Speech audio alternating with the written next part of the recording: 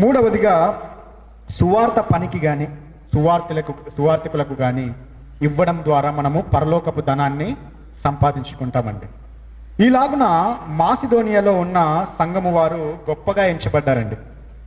కొరింథీయులకు రాసిన 2వ పత్రికలో 8వ అధ్యాయం మొదటి 2 వచనాలు తర్వాత 5వ వచనం మనం చదివినప్పుడు ఆ అధ్యాయం చదువుకుంటూ వస్తే, సహోదరులారా, మాసిదోనియా సంఘములకు అనుగ్రహింపబడి ఉన్న దేవుని కృపను గూర్చి మీకు తెలియజేయుచున్నాను.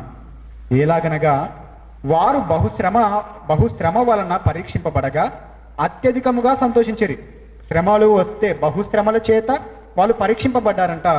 అయితే అత్యధికముగా అయినను దాంట్లో శ్రమల్లో కూడా ఏం చేశారంట? సంతోషించిరి.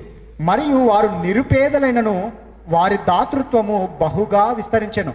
5వ వచనం చూస్తే, ఇదియుగాక మొదట ప్రభువునకును దేవుని చిత్తం వలన మాకును తమ్మును తామే అప్పగించుకునేది, ఇంతగా చేయుదురని మేము అనుకునలేదు. ఏమంటారండి? నిరుపేదలు వాళ్ళ దగ్గర ఏది లేదు, డబ్బు అంతగా, ధనం అంతగా లేదు, సహాయం చేసే స్థితి అంతగా లేదు. బహుశ్రమల వలన వాళ్ళు పరీక్షింపబడ్డారు. అయినను వాళ్ళు సంతోషించి దేవునిలో నిలబడ్డారు. నిరుపేదలైనను దాతృత్వము వలన, అంటే కానుకగా ఇచ్చి సహాయం చేస్తూ వాళ్ళు బహుగా విస్తరించారు.